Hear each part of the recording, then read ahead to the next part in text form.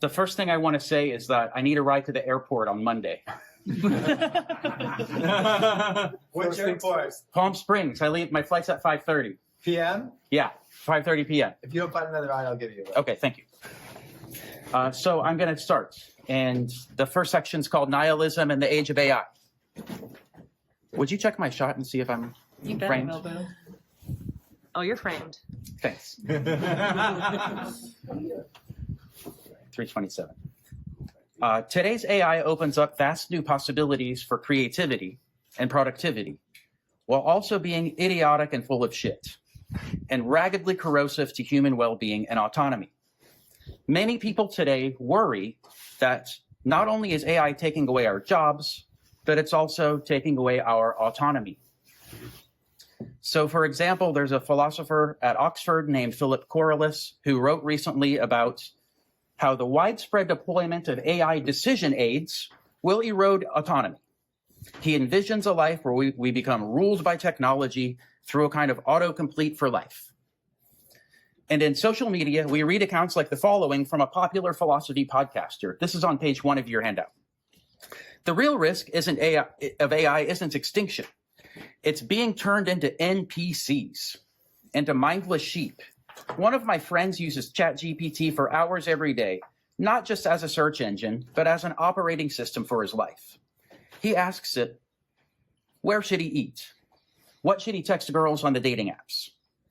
He gets up every day and it has it create a schedule for him. My friend does this not because he's stupid. He's one of the smartest people I know, but because ChatGPT already knows so much about him and the advice is getting quite good. The restaurants and shops it recommends for him are better than the ones he can find for himself. My friend is not alone. Gen Z and Gen Alpha are increasingly using AI as a holistic operating system to which they offload their own decisions. I think framing this as a threat to individual autonomy obscures the deeper issues. Who cares about making free choices when life itself doesn't make sense? Autonomy only matters in the context of a meaningful life where everyday choices have weight and make sense. Autonomy, this is the way phenomenologists talk, autonomy requires a prior field of significance, wherein a choice between meaningful possibilities is available in the first place.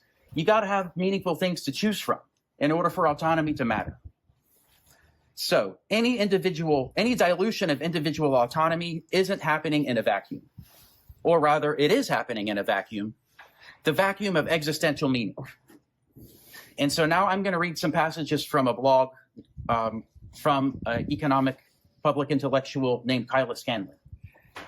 This is from her blog, Kyla's newsletter. The nihilism is a little too real. There's a weird irony, meta-irony around Gen Z, and I play into it. But it sort of sets the broad atmosphere for them. For example, this is on your handout. This is a meme that Kyla Scanlon shares. Theology teacher. I've never met a human being who wishes they were not born. Entire class bursts out in laughter. Gen Z is responding to, well, what if your mom aborted you? With, I wish she did. So this is Kyla Scanlon again. Of course, it's just a joke. Don't take it too seriously, some say. But as mimetic Sisyphus, that's where the source of this meme we just quoted, as mimetic Sisyphus points out, it's not just a joke. U.S. suicides among youths is at a 20-year high. Nihilism is funny, but sometimes that nihilism cuts a little too close. Catalyzed by social media, and the meme becomes reality. And all of a sudden, you feel very alone. And I'm not a psychology person, although the economy certainly feels more like psychological analysis than financial. But there are so many weird things with how we interact with social media and each other. So there's a social dimension to the loneliness issue. I'm going to read just 2 more passages from Kyla. Gen Z and millennials are the first generation to be truly nihilistic. The loss of religion, the extreme polarization, the constant news flows, blah, blah, blah. We're all familiar. It creates a sense of laughing my ass off. Okay, what's going on? And that translates widely into disillusionment with the system and the suffering that takes place within it. Because we have a void of community, because we're trying to calibrate to suffering, we have misplaced outrage that we turn into the consumption of videos about fake Karens. We get behind people selling a newsletter subscription about the end of the world. The constant scrolling tells us nothing is worth remembering. Nothing is worth reflection. Nothing is worth production, because the act of consumption is simpler. Maybe that weird disjointed feeling will finally go away.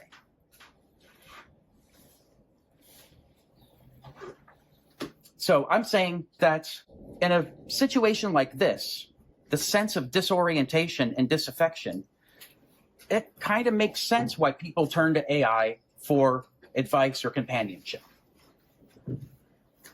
And sometimes, sadly, tragically, advice on how to die by suicide. The mood of nihilism here involves a diminished feeling of involvement in the world, an impression of being a baffled spectator at a way of life that doesn't make sense, a queasy intuition that there's ultimately no point to life, nothing worth doing, nothing worth committing yourself to. So why not brain rot? If there are no goals or bigger purpose worthy of connecting to or striving towards, there's nothing worth doing.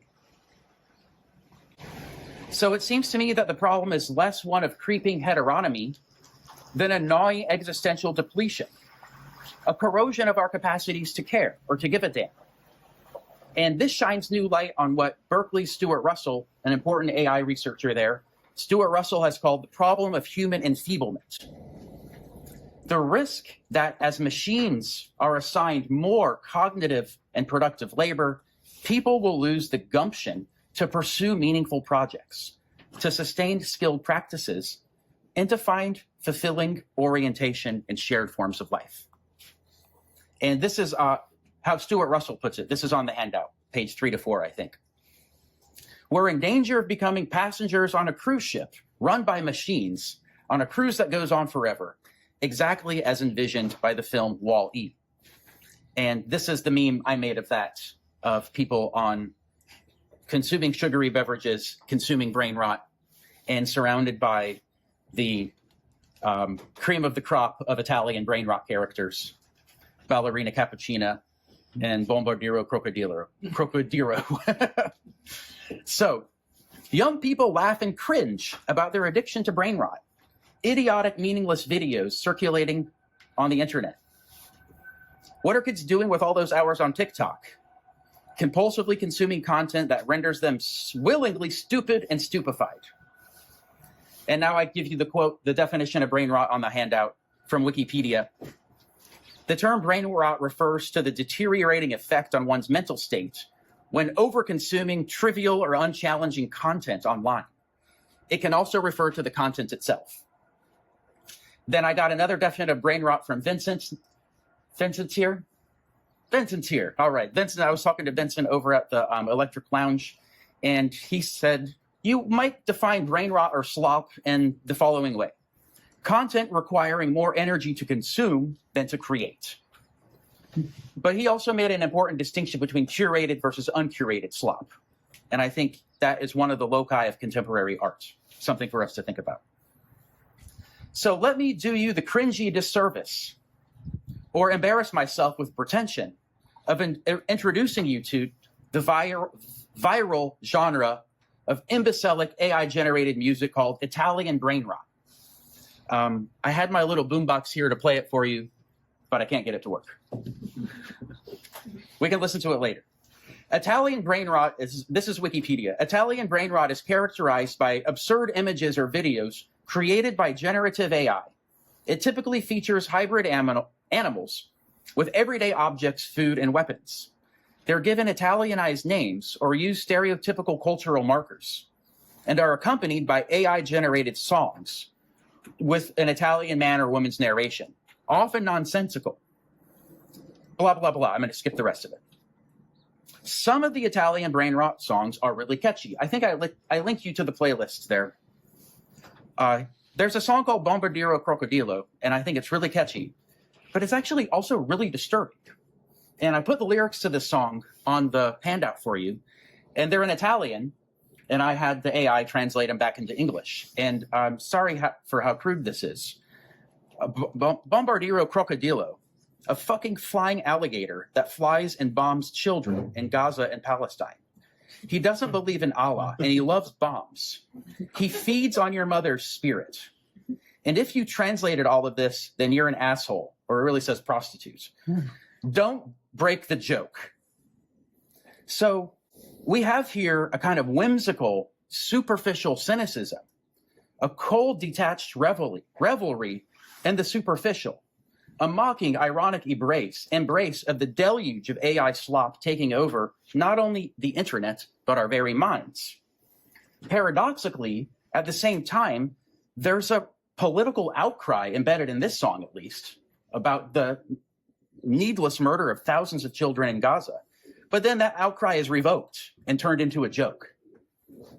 And this actually reminds me a lot of the spirit of punk rock, like I talked about last year here. There's a kind of a rejection of the world and a laughter at that rejection, but then a real kind of suffering from it and a wondering how to respond. So a recent flabbergasted New York Times article tried to explain to us old folks another pointless and pervasive trend among the youth. The urge to blurt out, like Mark did earlier, the numbers 6, 7. The subtitle of the New York Times article is telling. This is on page 7 of the handout. Everyone wants to understand the generation below them. Can young people rebuff those efforts by being completely absurd? So according to the kids in this article, the point of the trend is its pointlessness. It's like a pure vocalization of brain rot. There's nothing to understand. This is a quote from a girl in the article. There's not really any meaning behind 6, 7. That's just something we say. The Italian brain rot character Ballerina Cappuccina gets a nod in the 6, 7 article in the New York Times, appearing in the comments of an exasperated and disillusioned 22-year-old. Kristen Choi, 22, was at a loss when her well-meaning father asked her to explain the origins of Ballerina Cappuccina, the AI-generated dancer. She sees these reality-defying characters as a way of coping with coming of age in a world that is less straightforward than she and her friends had hoped. As many of them struggle to find jobs and think of long-term goals, like home ownership, as elusive. So revelry and brain rot is a response to a world that is fucked up and doesn't make any sense. A world that isn't cracked all it was cracked up to be. A world that refuses to live up to our expectations. Indeed, the sentiment here looks like a 21st century mutation of the profound superficiality that Friedrich Nietzsche attributed to the Homeric Greeks. Mm-hmm. For Nietzsche, the Homeric Greeks had an insight into the fact that there was no deep meaning to human life, and there was no singular ultimate explanation to it. In response to this insight, the Homeric Greeks cultivated a kind of joyful superficiality, a love of appearances. And so then I put on your handout, I think this is on page 7, this quote from Nietzsche. Oh, those Greeks, they knew how to live. What is required for that is to stop courageously at the surface, the fold, the skin, to adore appearances, to believe in forms, tones, words, and the whole Olympus of appearances. Those Greeks were superficial, out of profundity. Brain rotting is like that, I think. Brain rotting is a manifestation to a sense of the senselessness of the world, a response to a sense of nihilism, that the world refuses meaning, that there's nothing worth doing. Now, that's not exactly what Nietzsche attributed to the Homeric Greeks. That's why I think it's a mutation. We've lost a sense of intrinsic meaning. And I think I made you my Ballerina Cappuccina meme on that page too. Okay, good. So this is the next section. Nihilism as the atrophy of our capacity to care. Being able to care means being able to attune yourself with and identify with meaningful projects that matter to you. Things you do and relationships you maintain because they call out to you as important and solicit your love and attachment. rather than just because they get you something or get you status or optimize your options. When you care about something, you do it for its own sake. And this is one of the things I was going to say to Katie in her presentation, that there's a historical cultural context in which a sense of loneliness becomes more gripping. Because we live in a context, a cultural context, where pursuing meaningful relationships and pursuing meaningful projects for their own sake is frowned upon, or it's not something that comes naturally to people. We're under a crisis fatigue. We have climate disasters, political crises, war and genocide and authoritarianism. And depending on who you talk to, we've also got a meta crisis and a poly crisis. Disoriented young people grate against our contemporary culture of compulsive optimization and competitive status seeking. Life hits like a series of optimization problems to solve, hurdles to clear, and ladders to climb. This is like those undergrads we were talking about at lunch today. Fragmented by social media, increasingly mediated by AI, and disembedded from concrete gathering places, face-to-face relationships, and local communities. So this sense that there's nothing worth doing is not just an individual attitude. This nihilism is a cultural, historical condition where we're under pressures of endless optimization.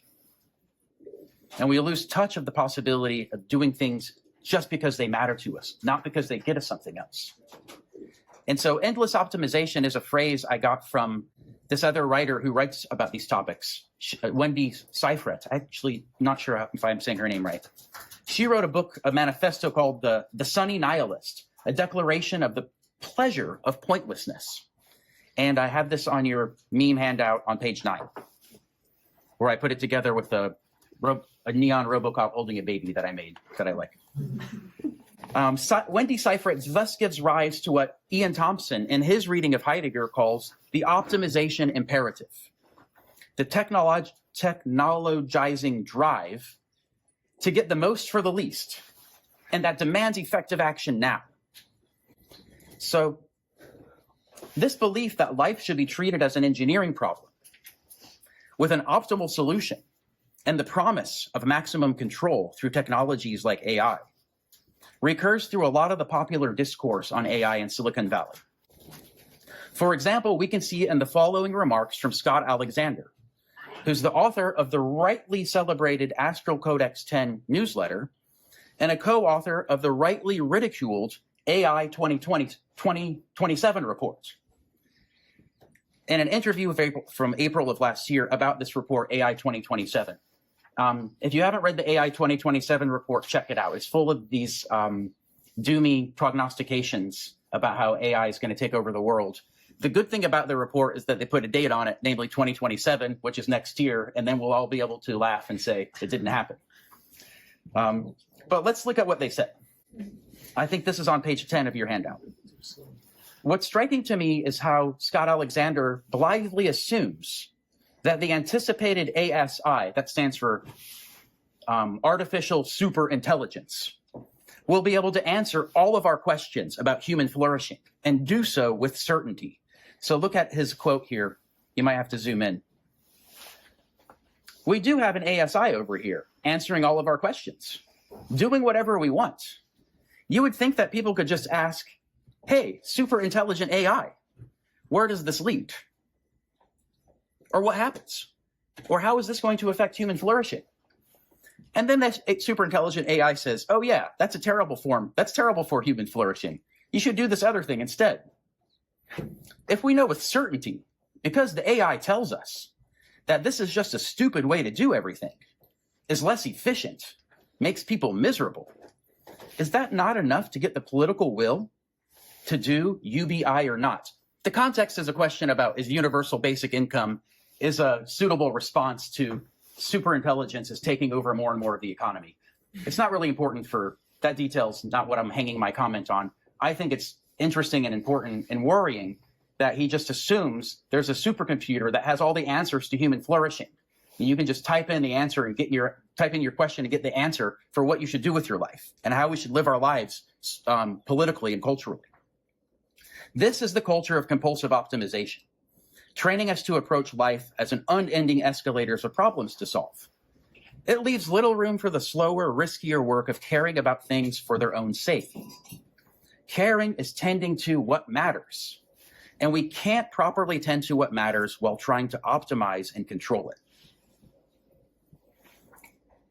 What we need, I think, is a revitalization of our capacities to care.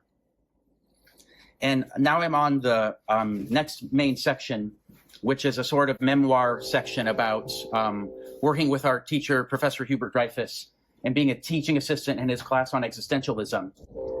So in a popular course that Hubert Dreyfus taught for almost 50 years at UC Berkeley, called Existentialism in Literature and Film, he movingly drove home the role that commitments play in enabling people to live meaningful lives. His hero in the story is the 19th century Danish philosopher and theologian Søren Kierkegaard. The key notion in Hubert's interpretation of Kierkegaard is what he called an unconditional commitment. This is a kind of commitment that provides the very condition for your identity and involvement in the world, a strong kind of commitment. And this is on the handout, where I'm kind of contrasting conditional commitments with unconditional commitments. The picture of Abraham about to sacrifice Isaac is one of Kierkegaard's examples of an unconditional commitment. The picture of a drummer playing in a band is an example of a conditional commitment.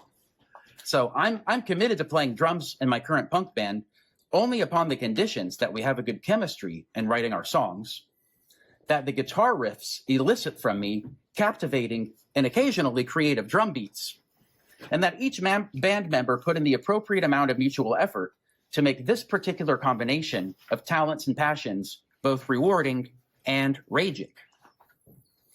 If it's not like that, I'm going to quit the band. The commitment is conditional. But unconditional commitments aren't like that. Dreyfus focuses on Kierkegaard's examples of Abraham's readiness to sacrifice Isaac, and really he focuses more on this example of romantic chivalric love to make his case. When we truly fall in love, we're not doing this for or conditional upon any particular reward or reason. It's not optimizing for a reward. Our expression of falling in love captures this phenomenon. Falling in love is an event where we find ourselves willingly swept up into a relation that comes to define us, and that subsequently we're unable to imagine ourselves without. The relation itself becomes one of the conditions of our very identity, making us who we are, structuring our involvement in the world, guiding how we prioritize our time and activities. As Dreyfus emphasizes, Kierkegaard means to generalize from the case of romantic love. Dreyfus minds a lot from a footnote that might look like a minor footnote in Fear and Trembling. In the footnote, Kierkegaard qualifies his mention of chivalric love by saying the following: any interest whatsoever in which an individual concentrates the whole of his life's reality would reveal what's going on here. And so then I have a passage from Dreyfus talking about this. It's on the handout, I think on page 11. This is Bert. Thanks to the unconditional commitment, a person knows who he is, what's relevant, and what's important in his words. Any such unconditional commitment to some specific individual, cause, or vocation, whereby a person gets an identity and a sense of reality, would do to make the point Kierkegaard is making. In such a case, the person becomes an individual defined by his relation to the object of his or her unconditional commitment. The lad is the lover of the princess. Martin Luther King Jr. is the one who can bring justice to the American blacks. Steve Jobs identifies himself with Apple computers, and so on. So commenting on Kierkegaard's notion of an infinite commitment to something finite, Dreyfus adds the following: of course, the object of my infinite passion is finite. Any such finite being is vulnerable, and yet the meaning of my life depends on it. This makes making such a commitment very risky. This is what he's talking about. Everything that finite that we devote ourselves to, every relationship, every band, every art project, can fail in any number of ways. It might not work out. Your project or relationship might fail. Your beloved might change or leave you or die. You might change. You might lose your ability to pursue your passion. A musician could go deaf. A painter could go blind, and so on. But the riskiness of these commitments is what makes them meaningful, rather than merely pleasant, fun, or consoling. Here's the next section. Unconditional commitment. Where can I get one? Dreyfus's presentation of Kierkegaard on unconditional commitment was seductive. He brought Kierkegaard's thought to life through his vivid readings of the vicissitudes of romantic love in classic movies like Hiroshima Mon Amour and The Third Man. Dreyfus often also used himself as an example of unconditional commitment. He had the unconditional commitment to being a teacher. And I remember this semester, he was getting older, and once he fell down the street by his house, and he had road rash on his face and 2 black eyes and road rash on his arms, but he refused to cancel class. And he came into class looking brutal and gave these lectures on Kierkegaard. And the class was so into it. It was really impressive. And so Dreyfus was an immensely inspiring, committed teacher, always inviting the class into the shared adventure of learning. It's no wonder that his students left his lectures on Kierkegaard intensely interested in finding out how to live a life of unconditional commitment. And so this time when he came to class after falling down, I remember a student came up to me after a lecture and he said, "B, an unconditional commitment sounds awesome. Where can I get one?" So I have the meme. I have a meme here. I don't know what meme page it's on, but it's the 2 Italian brain rot characters talking about unconditional commitments. But the question, what's that? 13. Page 13 of the memes. The question reveals how deeply, the question, where do I get an unconditional commitment, reveals how deeply the technological ethos of optimization and control had permeated the student's way of being, prompting him to completely misunderstand the phenomenon that Dreyfus and Kierkegaard were talking about. Being gripped by a technological ethos means you're compelled, like Scott Alexander is, to relate to life as a series of problems to solve, options to be optimized, as though deciding what to do with your life is like choosing the best available option from a menu. In the words of Mark Rathall, this attitude exemplifies the optionalization of everything. Everything's turned into an option. Your unconditional commitment, it's an option. It looks like an option you can order from Amazon.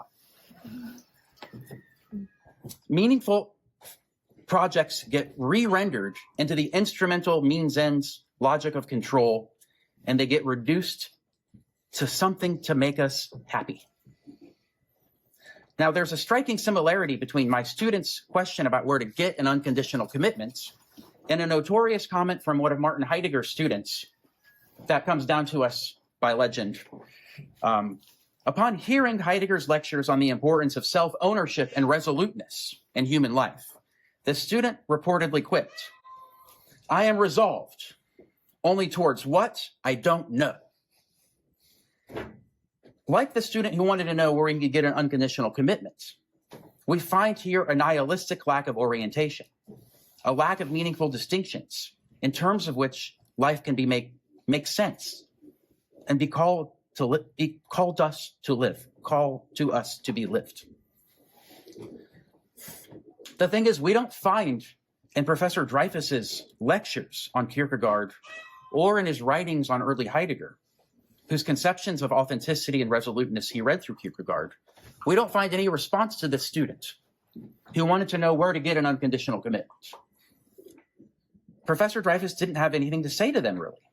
In his lectures on Kierkegaard and Heidegger, he would often deploy the language of being grabbed by something. Something just grabs you. On page 4, I indicate to myself, handout page 14. Thanks. As Dreyfus put it in his lectures on Division 2 of Being and Time, now I'm quoting from one of his lectures on YouTube. As Dreyfus put it on one of his lectures on Heidegger's Being and Time, a commitment like this is anything that gives rise to your world.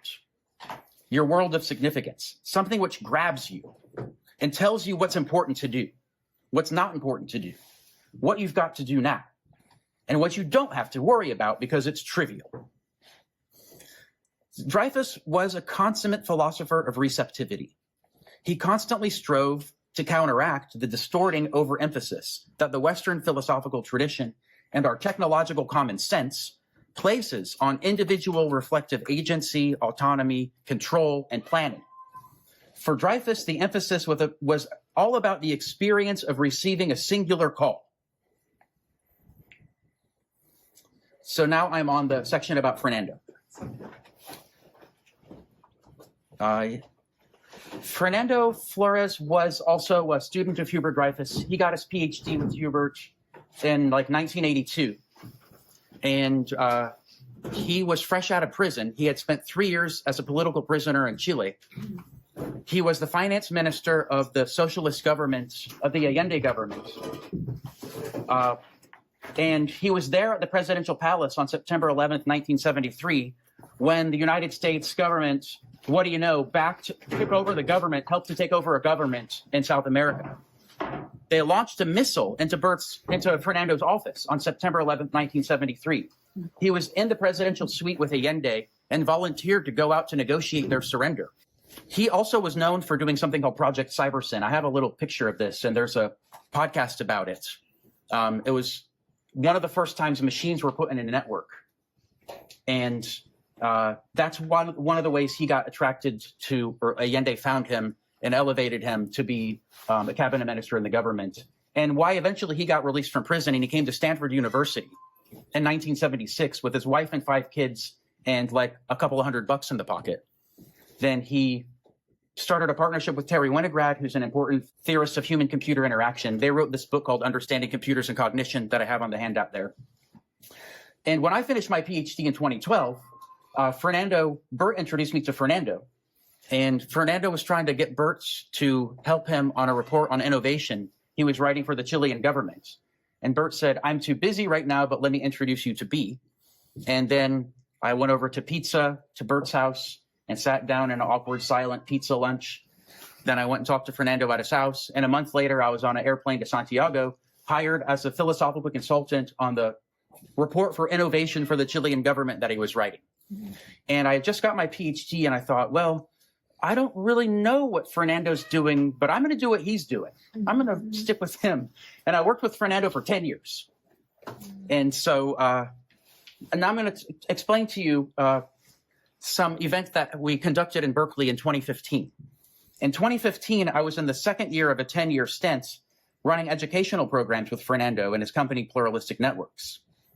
That year, 2 years before the death of Professor Dreyfus, Fernando and I hosted an event for our students where he and Bert engaged in a conversation and debate about Professor Dreyfus's interpretation of Kierkegaard, focusing on unconditional commitment. I'm going to review some of this conversation as a way of advancing our understanding and kind of speculating what Professor Dreyfus could have said to the students who said, "Where can I get an unconditional commitment?" I think we can say more than something just grabs you.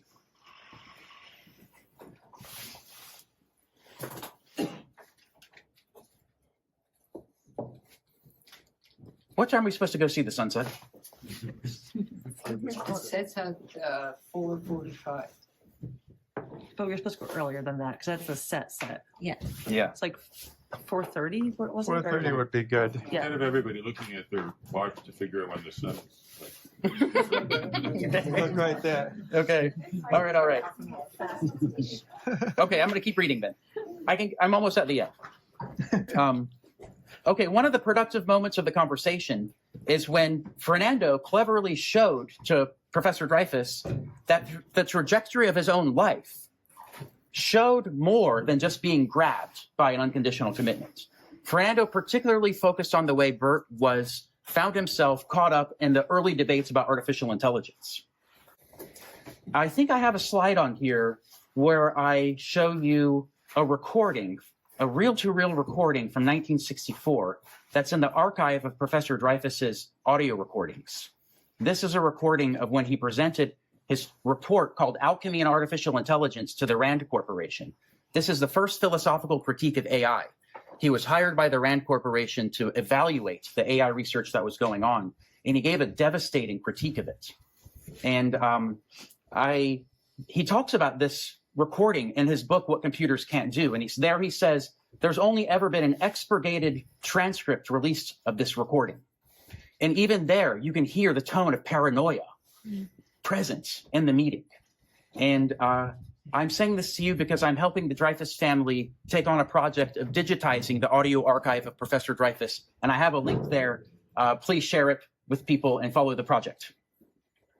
So one of Fernando's key moves in the conversation was to emphasize the role of historical contingency. Not historical contingency per se, but an individual's readiness to attune and respond to the particularities of their historical moment and personal life. A readiness to rise to the occasion of the concerns and projects that the drift of history held up as significant and demanding of a response. So Fernando's point is that an unconditional commitment arrives through contingencies of a life and a world already underway. And that's what it was for Dreyfus to find himself in the middle of the earliest debates about AI in the 1960s at the Rand Corporation. His brother Stuart happened to be working at the Rand Corporation. Someone else who worked at Rand told Stuart, someone else who worked at Rand had a brother who told them that when you're going to evaluate the AI stuff, you should really talk to a philosopher who knows about Maurice Merleau-Ponty, a phenomenologist that a lot of us like to read. And Stuart said, okay, my brother knows about Merleau-Ponty, let's hire him. And as Bert says, 2 months later, I was at Rand, hired as a consultant to evaluate their pioneering work in what was then called cognitive simulation. So Bert didn't set out with a rational life plan to be the philosophical thorn in the side of MIT's and Rand's AI establishment. He didn't set out with a plan or the commitment to author the first philosophical critique of AI and Alchemy and Artificial Intelligence and then What Computers Can't Do. But the contingencies of his life and that historical moment prepared the way. And then his courage to take on the powerful AI establishment and his readiness to rise to that adventure enabled him to be grabbed. So Fernando draws out how this unconditional commitment is historical. It emerges from contingencies and accidents that become necessities, in a Kierkegaardian phrase that Dreyfus liked. Being denied tenure at MIT after his critical work on AI, having a simultaneous offer of tenure at UC Berkeley, and then teaching a whole lineage of students that formed around him over the course of 50 years, a lot of whom are here right now. For Fernando, that drift is how a commitment shows up historically, setting up the context of further relationships in which people and subsequent generations can become receptive to their own callings, to being grabbed by what moves them. So finding something worthy of commitment and living a life in dedicated pursuit of this doesn't take the form of sitting back and thinking about what you want or what makes you happy. Fernando and Bert agree on this and show this. Rather than looking inward, it's important to look outward at the world, at the issues that are happening now and that demand your concern or call out to you as worthy of your involvement, given your moment in history and your particular life history. So in this conversation, Professor Dreyfus actually happily accepted Fernando's suggested revisions to his Kierkegaardian view. And it wouldn't have been a surprise because a lot of these kind of views show up in a book that they co-authored together called Disclosing New Worlds. I have a picture of that on the handout. Okay. I'm going to skip these next two things, and I'm just going to go to my summary. Okay. So I guess I'm just now going to provide a synthesis of what I learned in this conversation between Bert and Fernando, and which is a kind of the beginning of an answer you could give to yourself or to somebody else about how to find what's worthy of your commitment. Without offering this as any formal definition or complete account, let me just offer this provisional synthesis and venture a few elements of the fragile capacity to give a damn, to properly receive and enact the givenness of giving a damn, the activity of taking care. Number one is receptivity. Receptivity to the concerns and projects and relationships that strike you as intrinsically important without regard for the extrinsic reward or instrumental advantage. Tapping into this receptivity means letting go of the urge to plan, to choose, and to control everything. It requires recognizing the limitations of reason and morality. Reason and morality can only take you so far. They're what any person should do or shouldn't do. That doesn't tell me what I need to do here and now, at this moment of history and at this moment in my lifetime. It tells me a lot of stuff I shouldn't do. Willpower and individual autonomy don't settle the issue either. What we care about calls us. We find ourselves finding it important. It's not a matter of free choice. We're solicited, grabbed, like Professor Dreyfus says. Number two, language and articulating it. Articulating what matters to us in language is something we need to do. Our receptivity to the importance of what we care about is bound up with how we focus and articulate this in language. That's how I started identifying as a punk rocker. The raw, disoriented sense that something's wrong in the world didn't become a commitment or an identity until I was gripped by the linguistic articulations in various punk songs about the condition of the world. And I guess like the brain rotters are too. Similarly, on the different end of the spectrum, the founding fathers of the US, they needed to articulate in language some truths that they called self-evident. Normally, if you have to call something self-evident, it isn't. They articulated truths that they took to be self-evident, a linguistic articulation that provided the foundation for the identity, a liberal identity of being an American. So linguistic articulation, how you articulate your commitments, makes a big difference to how they grab you. Number three, turning your concerns into offers and projects. The path here is listening, attuning, articulating, and responding to what beckons, along with a historical sensibility for the issues and concerns of our times that call out as worthwhile, anomalous, unsettling, and somehow beckoning. Again, I said this all right. To find out what is important, it's important to look outward, not inward, to find the things that are worthy of your involvement. And this is a one-liner that Fernando put to me that I think is a fundamentally Judeo-Christian perspective in a certain sense. Rather than asking simply what you want or what you desire, ask what you can offer the world. Then the adventure of life can really begin.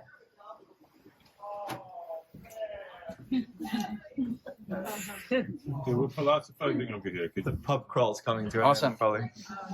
It takes courage to commit to your project and your relationship because there's no guarantee it's going to work out.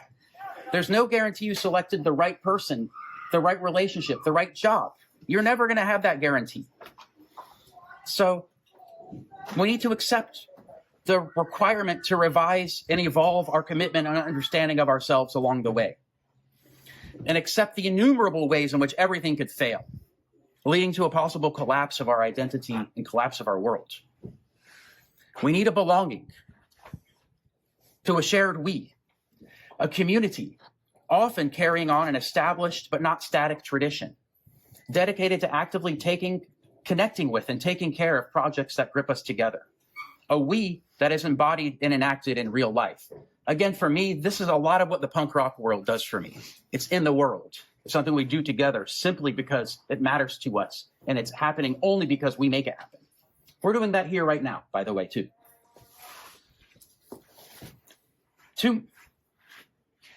Four more things. We need skills for taking care in common, skills for listening, for conversationally coordinating our commitments, for aligning our interpretations, for attuning to our moods.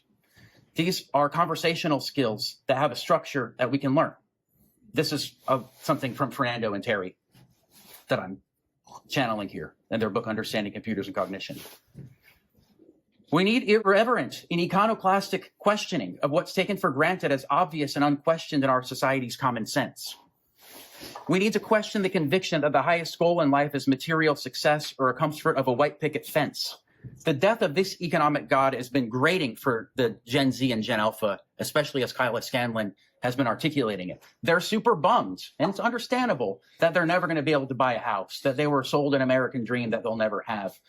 But I also kind of want to say, well, we got to make up a new dream now.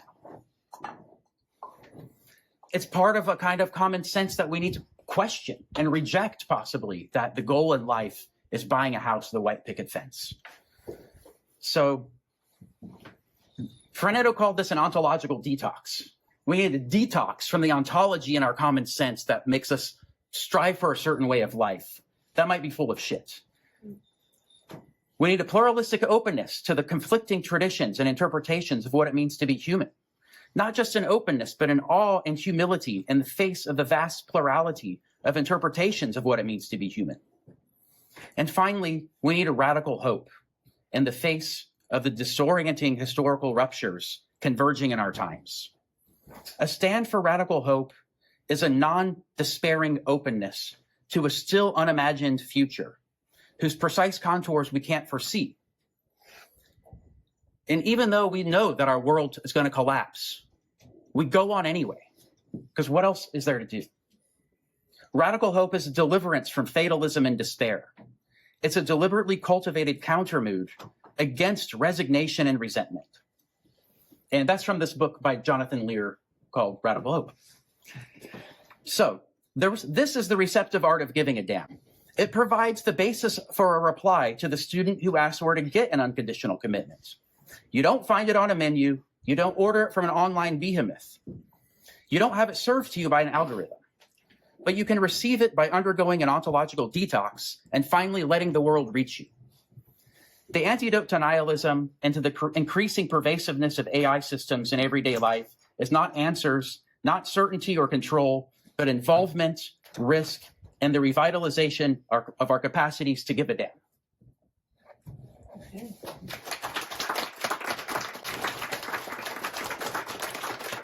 Those two cars belong to any of you here that are parked in front of my neighbors? She doesn't like that. I'm parked in front of zigzag. No, that's fine on this side. As long as you're not on the other side. Oh, over there?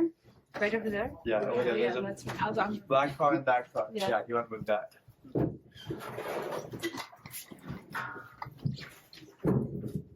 Eric. So, I can't help but wondering whether Bert takes some responsibility for a kid going to his class and thinking, where do I get it? Simply by saying there's this thing that could just as well be developing cell phones or helping Black people fight against depression. And they're the same, but they're not the same. So why did he teach people that they were the same? If he taught people that they were the same, I think it's kind of his fault that they were like, well, where do I get this thing? Which could be simultaneously freedom marching or selling cell phones. What is that thing? It's not a thing. It's like a very not give a damn. It's a person who doesn't give a damn giving a description of what it's like to give a damn. Is how I would put it.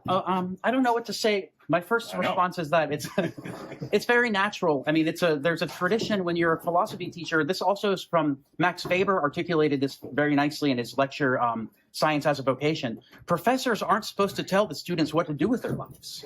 They're supposed to lay out stuff for them to think about, and then the students are supposed to figure it out for themselves. So in that sense, it's very understandable that Bert would have refused to answer the question or like go along saying he didn't have an answer to it. And I think, on the one hand, I think that's totally fine.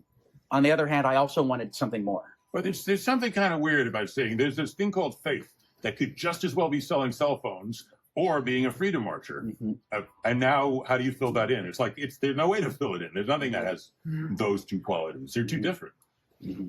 That's what I think. Anyway, it was more of a comment than a question. Okay. I think faith. I'll defend the Dreyfus position, and faith is a structure, a way of life, a structure of existence that can be filled in with any number of substantive contents or commitments. Mm-hmm. It doesn't rub me the wrong way. Yeah. Kind of wondering like where where you end up in the paper with the synthetic list and how that fits together with the worry about brain rot at the beginning. And it seems like a couple of different things. I mean, it seems like in one way you're looking at brain rot more as a consequence of a prior, not problem of nihilism, that because people don't have any idea about what to do, right, or what it makes sense to do, they just resort to brain rot. But also, there's another way you could look at it. Brain rot is not so much a consequence as a cause, right? Especially when you think about kids growing up, because a lot of what you're talking about at the end is about the cultivation of certain kinds of skills. And it seems like it's going to be much more difficult for kids or people growing up to cultivate those kinds of skills when their attention has been entirely captured by, and the only thing that they can kind of make sense of to do is brain rot. And so I'm wondering sort of, and as we know, the problem is these things are incredibly attractive. They're really, I think, ultimately addictive. And so what are the ways that you break, you talk, I mean, it's good to talk in the abstract about an ontological detox, but how do you get someone into that? I mean, I'm just wondering sort of where brain rot is kind of fitting in or sort of resisting brain rot. Like how that list that very sort of abstract, I mean, compelling in some ways, Eric's words are well taken of, but how that is supposed to interact with, again, the kind of what we're facing now with the incredible attractiveness of these sorts of mimetic machines that capture our attention ever more. I mean, especially kids. I mean, now we're starting to now. I mean, notice at teaching in college, we now have students who've never not known these things, and it gets harder and harder, I think, to even just get their attention. So the idea of getting them to cultivate skills, or like linguistic articulation, they'll have language skills anymore. They don't know fucking how to read. Not in the way that real reading. So I don't know. Do you have thoughts about that? Yeah, I guess I think there's two stray thoughts that, in a certain way, my list at the end is what I think is a picture of overcoming the way the technological understanding of being shapes our lives and habits. This is posing this question after the developmental stages of becoming an adult. And Raduk and I were talking about this at lunch, and you asked this question too. Let me bracket that at first. There's a question about the habits and style of being that technology or the technological understanding of being pushes us into, the optimization, looking at life as a series of problems to solve. And so the picture I wanted to paint at the end is like an alternative to that, a way, what are the different components we could cultivate in communities to resist that. And that's what that's kind of doing. I don't know what it's grounded in. It looks like a hodgepodge list of one damn thing after the another. It's some kind of philosophical anthropology based in what these phenomenologists were talking about. But right now it's a little unstable. But it looks to me like an articulation of an alternative picture of human flourishing that we can cultivate in the face of the technological understanding of being. Now that requires attention to what's going on at home now that these AI technologies are here and not going away. And that means to provide the conditions for people to cultivate these skills that I talk about later in the paper, we have to have developed skills at home for using AI and for using technology in a way that breaks the addictive force of them. We can't just give phones to our kids anymore. The experiment's been a disaster. We need to have practices in the family for using the technologies to connect with the world and to connect with each other rather than to withdraw into the addictive scrolling and compulsive prompting. We can do that. The technologies themselves are there. They have compulsive affordances, but we can also create practices for how we use them. What they are as technologies is also shaped by how we use them. We can't just be in resignation about they're addictive and we're fucked. There's something we can do at the level of the family, I believe. Hey, B. Katie. Maybe your answer to this is going to be something like authenticity and ethics, keeping them separate. I don't know. But I can imagine unconditional commitments that are like extremely problematic, right? So what do you do about those? So like, imagine that you have an unconditional commitment to someone who's abusive to you and to others and who alienates all of your friends and whatever. I mean, like, I get that we can say, like I did in response to a question that Dave asked, like, oh yeah, good is good and bad is bad, and that's a different thing. And but is the point like there's something good about it, qua unconditional commitment, just because that's or is it well, unconditional commitments are like this, and it plays a certain function in the life of a being like us. Yes, I think I'm a bullet biter on this one. I think I'm with Professor Dreyfus on this one, and he gave this very disturbing interpretation of the film The Third Man, where for him, one of the heroes in The Third Man is Anna, who refuses to give up her love for Harry Lime, the Orson Welles character, who was diluting medicine, and the result being innocent children were dying. And she refused to give up on her love for him. And for Burke, that's that's part of what the structure of unconditional commitment is. There's nothing about unconditional commitments that makes them necessarily morally good. I think that's just part of the tragic dimension of being human, that being unconditionally committed to something, you can also be unconditionally committed to being evil and to being a bad person. And that's part of the deal of being human. Okay. I mean, like, so the love answer is like an interesting one. It's like you don't see something kind of redeeming there still, like, oh, but love, it's like this way of like, I mean, or maybe people who've been like socialized into like Judeo-Christianity can see something, but and I'm sure that I'm not sure, I'm guessing you'll have something like the same response. But what if you have like an unconditional commitment to like hatred, I don't know, of a certain group, same thing, right? But you're like, okay, so it plays a structuring function. And it's just too bad that it went that way. Maybe this is a version of what Eric was getting at. I don't know. If you're committed to something bad, it would be better if it were conditional. On bad is a good one. Yes. Better if unconditionality is good. But if you're committed to something bad, unconditionality is bad. But not on this view, right? I guess Abraham. That's the ultimate one. Mm-hmm. That seems like someone who doesn't buy that story. That looks pretty bad, and yet it's held up as good, though, right? Well, by people who are bad. Yeah. Yeah, I mean, I just think it's interesting because, like, we do want students to learn this way of being unconditionally committed, but there just seem like there are very many ways to go wrong. There's many ways it can go wrong. That's part of the deal. Yeah. And where I would reach as I squirm around in this very difficult, tragic dimension, I think that we have resources in our tradition that we should preserve, resources that will help us to treat each other better, to recognize something of worth in all human beings. There are also bad resources in our culture that we should avoid. And part of the project, there's no formula for how to do unconditional commitment in the right way, but we can cultivate the connectedness to those aspects of our tradition that lead us to treat each other better. And I would recommend that. As long as we have the right tradition. Yeah. Thank you, B. Thanks. Raduca?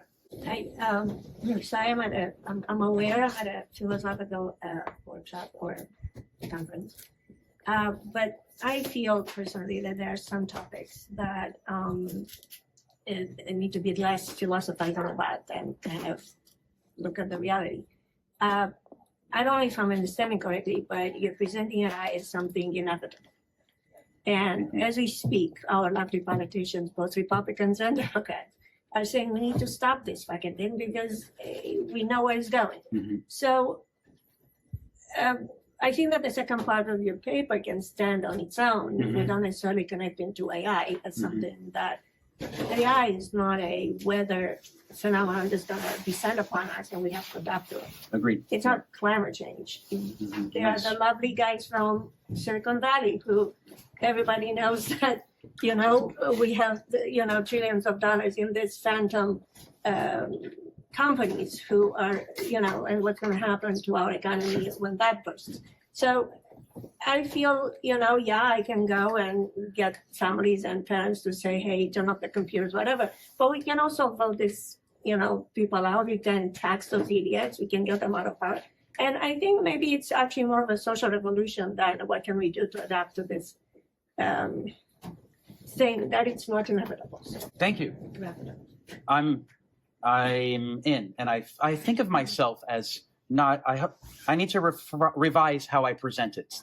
Thank you. I think of myself as contributing to a social movement of awareness about what the technologies, how they're emerging, how they're being designed, and how we have a role to play to design how they come into our lives. That's the movement I want to be a part of.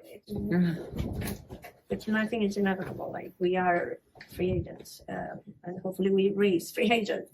That's the thing about the interrelationship with self that guides a lot what we do intervening at that. Thank you.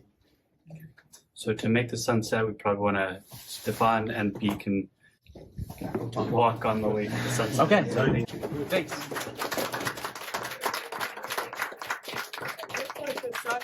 The sun might just disappear behind those clouds. So then we just take the normal break.